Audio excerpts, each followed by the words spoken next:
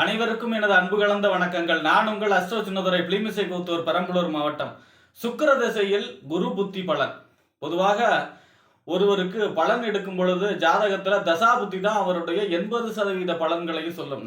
இப்ப என்ன பலன் நடந்துகிட்டு இருக்கு, எதிர்காலத்தில் என்ன பலன் நடக்கும், இதுக்கு முன்னாடி என்ன பலன் நடந்தது, எல்லாமே தசா புத்தி தான் எடுத்து கொடுக்கும்.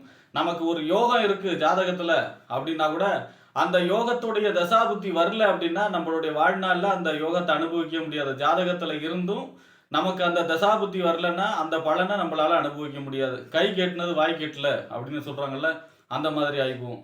அதுவே ஒரு அவயோகம் இருக்கு, அந்த தசைய புத்திய வரல அப்படின்னா கூட அந்த அவயோகத்தை அனுபவிக்கக்கூடிய அந்த அவயோக நிலையும் நமக்கு ஏற்படாது. அப்ப பாத்தீங்கன்னா நமக்கு ஜாதகத்துல என்ன இருக்கோ அதை நமக்கு எடுத்து கொடுக்கக்கூடிய வேலையை செய்யக்கூடிய எது அப்படின்னா அது தசா புத்தி தான்.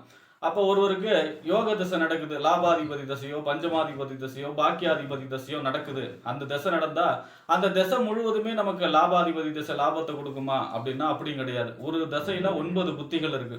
இந்த 9 புத்தி, 9 கிரகத்துக்கும் 9 புத்தி இருக்கு. இந்த 9 புத்திக்கும் பலன் அப்பப்ப மாறுபடும். எப்படி மாறுபடும்?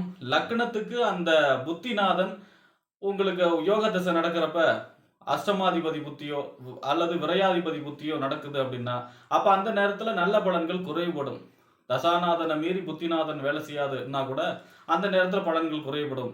அதே நேரத்துல உங்களுக்கு ஒரு அவயோக திசை நடக்குது, அந்த திசை முழுவதுமே கெடுபலன்கள் நடக்குமான்னா அப்படியும் கிடையாது. அதுல பாத்தீங்கன்னா லாபாதிபதி புத்தியோ, அது 9ஆம் இடத்துல இருக்கக்கூடிய கிரகத்துடைய புத்தியோ, லக்னத்துக்கு சுபருடைய புத்தியோ நடைபெறும் பொழுது அந்த நேரத்துல உங்களுக்கு அவயோக திசையிலையும் நல்ல பலன்கள் யோக பலன்கள் நடக்கும்.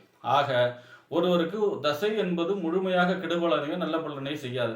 அப்ப அந்த வரிசையில பாத்தீங்கன்னா ஒருவருக்கு சுக்கிர திசை 20 வருஷம் மொத்தம் நடக்கும். இந்த 20 வருஷத்துல 9 புத்திகள் நடக்கும். அதுல சுக்கிர திசையில சுக்கிர புத்தி, சுக்கிர திசையில சூரிய புத்தி, சுக்கிர திசையில சந்திர புத்தி, சுக்கிர திசையில செவ்வாய் புத்தி, சுக்கிர திசையில ராகு புத்தி, சுக்கிர திசையில குரு புத்தி.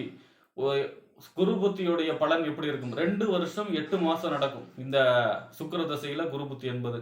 இந்த குரு திசையில இந்த சுக்கிர திசையில குரு புத்தியில என்ன பலன்கள் ஏற்படும், இந்த சமயத்துல செய்யக்கூடிய வழிபாடுகள் என்ன, பரிகாரங்கள் என்ன என்பதையெல்லாம் பற்றி இந்த காணொலியிலே பார்ப்போம்.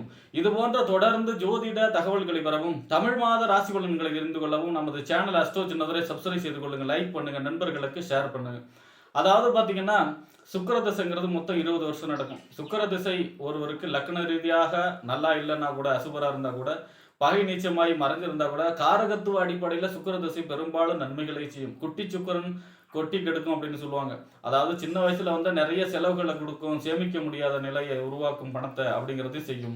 அதே நேரத்துல பாத்தீங்கன்னா ஒரு கரெக்டான வயசுல வரும்போது வெளிநாட்டு யோகம், குடும்ப வாழ்க்கைக்கு தேவையான அஷ்ட ஐஸ்வர்யங்களையும், வீடு கட்டுறது, நிலம் வாங்குறது, இடம் வாங்குறது, போர் அடிக்கிறது, இந்த மாதிரி ராயல் அப்பார்ட்மெண்ட் கட்டுறது, திருமண மண்டபம் கட்டுறது, இந்த மாதிரியான பெரிய யோகத்தையும் செய்யும் சுக்கிர மகாதிசை. சினிமா துறைக்கு சுக்கிரன் காரகத்துவம்.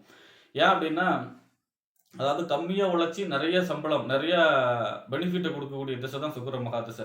காலச்சக்கரத்துக்கு 2ஆம் இடம் வாக்குதானம், குடும்பம், வருமானம்.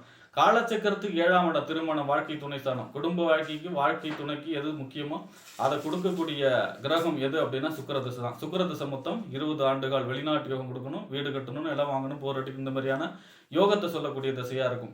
இந்த சுக்கிர திசையில குரு புத்தி அப்படிங்கிறது, சுக்கிரன் அசுரகுரு, அதுவே பாத்தீங்கன்னா குரு தேவகுரு.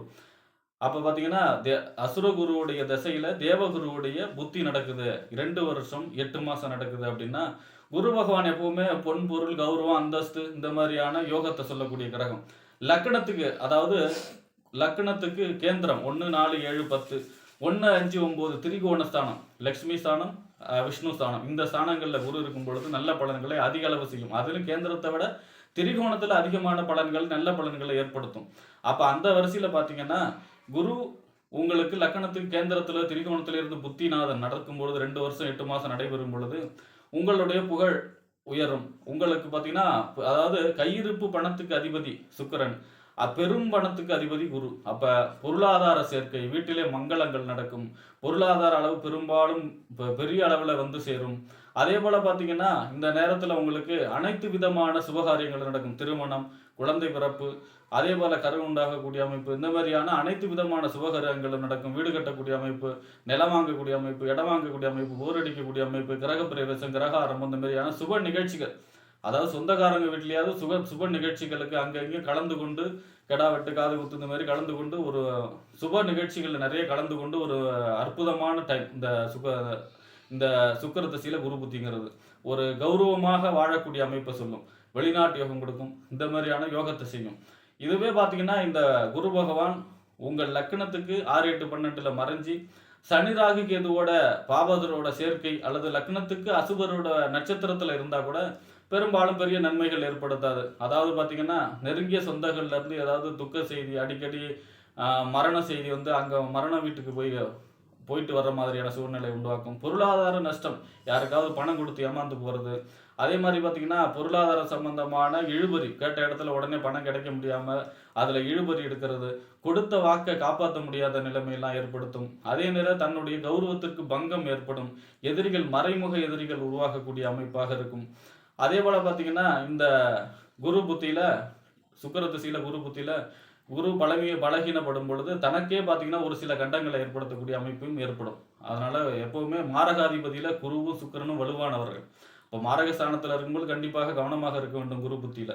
அப்ப இந்த 2 வருஷம் 8 மாசமும் வியாழக்கிழமையில குரு அல்லது தட்சிணாமூர்த்திக்கு நெய் தீபம் ஏற்றி வழிபாடு செய்யறதும், 2 வருஷத்துல 2 தடவையாவது அல்லது குறைஞ்சபட்சம் 3 தடவையாவது ஆலங்குடி போய் வியாழக்கிழமை மஞ்சள் பட்டு எடுத்து சாத்தி பேர் நட்சத்திரம் சொல்லி வழிபாடு செய்கிறதும் யோகத்தை செய்யும். சுக்கிர திசைக்கு வெள்ளிக்கிழமையில மகாலட்சுமி வழிபாடு, வெள்ளிக்கிழமையில பெருமாள் கோயில தாயார் சன்னதிக்கு சென்று மகாலட்சுமிக்கு நெய்விளக்கேற்றி மல்லிகை பூசாற்றி வழிபாடு செய்கிறதும், வருடம் ஒரு முறை ஸ்ரீரங்க ரங்கநாதருக்கு வெண்பட்டு மல்லிகை பூசாற்றியும் வெள்ளிக்கிழமை வழிபாடு செய்யும் பொழுதும் சுக்கிர திசையில குரு புத்தி என்பது மிகவும் பொன்பொருள், கௌரவம், அந்தஸ்து சேர்க்கை உள்ள காலமாக அமையும் என்று கூறி விடைபெறுகிறேன். நன்றி, வணக்கம்.